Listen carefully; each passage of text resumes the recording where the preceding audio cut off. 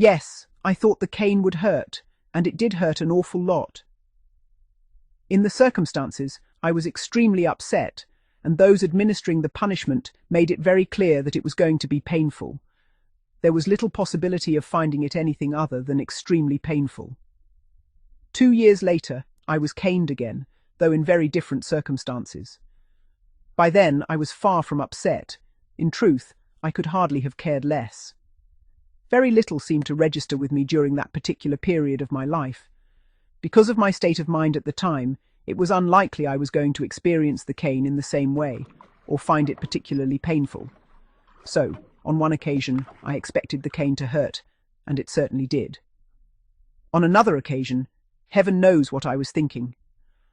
Though had I been capable of sensible thought at the time, I probably would not have been in trouble anyway. Rationally, I knew from experience that the cane was extremely painful, yet I did not experience it that way on the second occasion. Therefore, I would have to answer both yes and no to the question of whether the cane was as painful as expected. I received a 6-stroke caning across my backside because the school believed I was a violent bully, and a separate 1-stroke caning across the hand for insolence. I can understand the 1-stroke for insolence. That was simply the accepted way of dealing with such behaviour in many schools at the time. However, I remain less certain that 6 strokes for alleged bullying were appropriate. Looking back, I do not think the situation was as straightforward as the authorities believed. Like many schools of the period, there was often a tendency to simplify complicated situations into categories of victim and bully without understanding the underlying tensions, provocations, or personal circumstances involved. Even if it was true that I had behaved violently, I am not convinced that severe corporal punishment was likely to improve matters. The intention may have been deterrence, but punishment alone rarely addressed the deeper causes of aggression, resentment, or emotional distress. I remember one boy at my primary school who gained notoriety for stabbing unsuspecting pupils in the backside with a large darning needle. He was eventually caned, and many of us felt a certain grim satisfaction in believing the punishment fitted the crime. Yet in hindsight, it clearly did little good.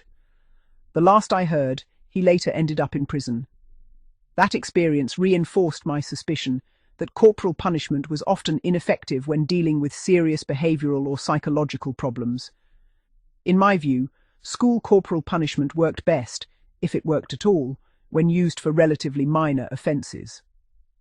A short, sharp punishment could act as an unpleasant deterrent without causing lasting harm, encouraging pupils to think twice before repeating minor acts of disobedience or disruption.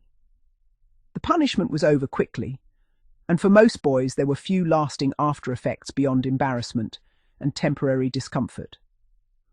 Where bullying or more serious misconduct was concerned, corporal punishment may have satisfied a sense of retribution among staff and pupils alike, but it rarely solved the underlying problem. Schools often seemed more concerned with restoring order and authority than understanding why certain behaviour occurred in the first place. I did, however, have a fascination with school corporal punishment from an early age, as many boys seemed to. There was an atmosphere surrounding it, the mystery, the dread, the ritual, and the whispered stories passed between pupils. My first experience of the cane came in the first form, when my form master punished me for whispering during assembly. He gave me 4 strokes during the lunch break, and I winced painfully whenever I sat down during the following lesson.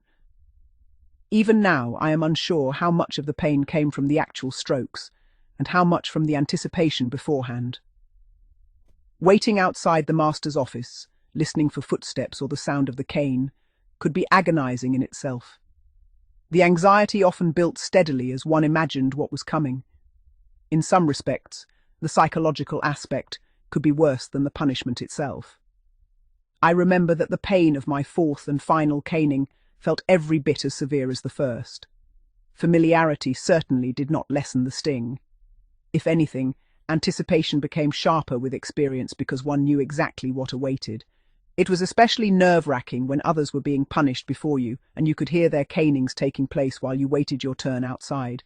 My school claimed to take bullying seriously, though perhaps it would be more accurate to say they preferred to ignore many incidents until they could no longer avoid action. there was often a reluctance to acknowledge the extent of bullying within the school. Problems simmered beneath the surface until a serious incident forced the authorities to intervene publicly. When they finally did act, they frequently reacted harshly. Serious bullies were either expelled or caned, while lesser offenders were punished in the belief that corporal punishment would teach them a lesson. The prevailing attitude seemed to be that pain and humiliation would correct behaviour through fear. There was one particularly sad case involving sustained bullying where, had the school approached matters more carefully and sensitively, the outcome might have been far better for everyone involved, both victim and perpetrators alike. Instead, the ringleader was expelled and a couple of boys were caned, after which the school seemed to consider the matter closed. Little thought appeared to be given to reconciliation, emotional support, or preventing similar incidents in future. On the occasion when I myself was accused of bullying, a teacher escorted me directly to the deputy head, who administered most of the school canings. I was given no real opportunity to defend myself or explain what had happened. The deputy head lectured me at length beforehand, and truthfully, that lecture was far more effective and unsettling than the caning itself. His disappointment and authority carried considerable weight. Then, in his usual manner, he looked at me and said, "I'll give you 2.